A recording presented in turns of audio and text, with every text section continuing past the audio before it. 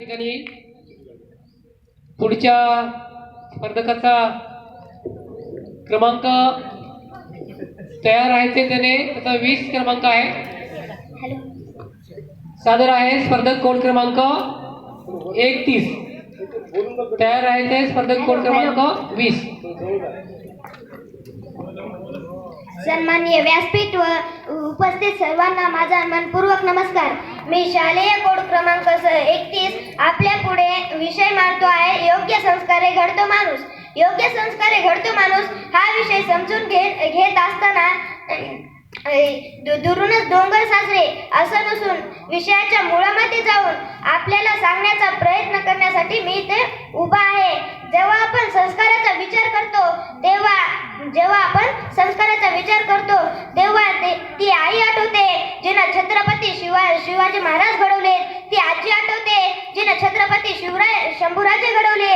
आणि जेव्हा या विषयाकडे पाहतो तेव्हा राजमाता राष्ट्रमाता माँसाहेब आठवतातच.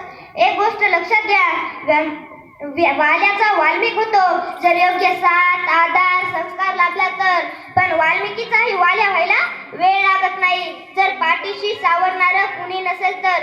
ही गोष्ट लक्षात घ्या. वर्तमानपत्रात एक जाहिरात आली होती, अत्यंत निरागस निर्मळ ज्याच्या चेहऱ्यावर दुःखाचा लवलेशही नाही, निरागस आहे अशा एखाद्या व्यक्तीचा फोटो स्पर्धेला पाठवा.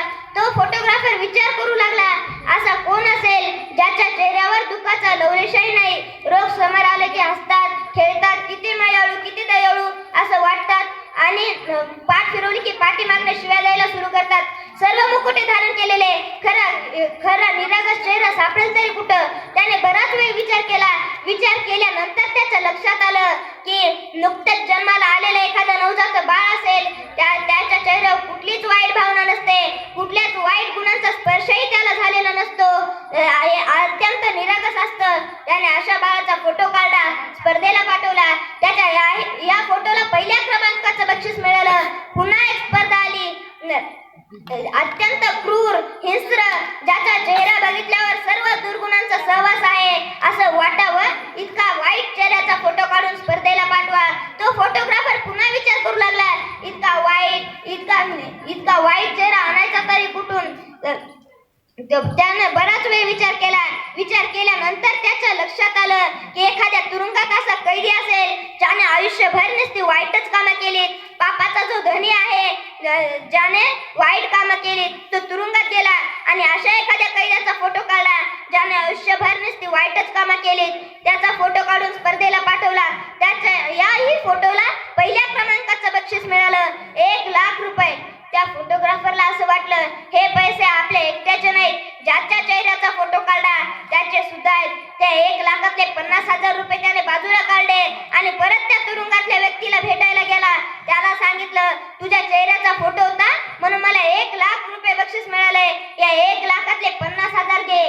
त्यावेळी तो कैदी त्या व्यक्तीला एवढंच म्हणाला, हे पैसे जर तू 25 वर्षापूर्वी जर मला दिले असते तर तू ज्या बाळाचा अत्यंत निखळ निर्मळ निरागस म्हणून फोटो काढलास त्याच बाळाचा अत्यंत क्रूर आणि हिंस्र असलेल्या चेहऱ्याचा फोटो काढायची वेळ तुझ्यावर आली नसती. मी तोच आहे ज्याचा तू 25 वर्षापूर्वी फोटो काढलास निखळ निर्मळ निरागस म्हणून. मी आता इतका क्रूर आणि हिंस्र झालोय का.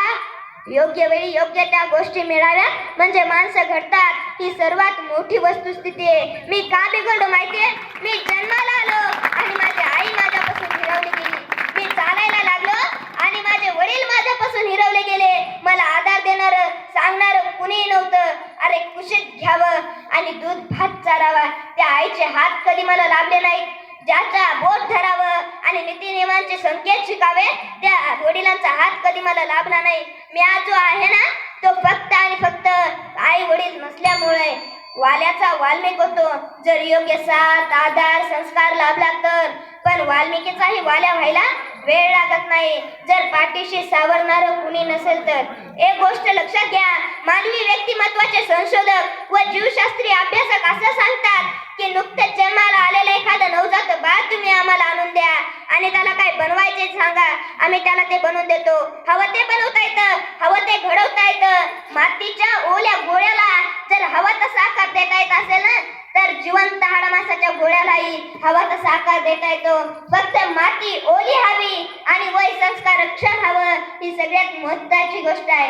एकदा का माती सुकली की मग आकार देता येत नाही आणि वय निघून गेलं की मग मूल घडवता येत नाही. ही सगळ्यात महत्त्वाची गोष्ट आहे. मरण्याच्या वयात सुद्धा त्याच्या वाटेला आई माता पिता आले ते मुलं घडलं असं सहज समजून जावं. एवढे बोलून मी माझे 2 शब्द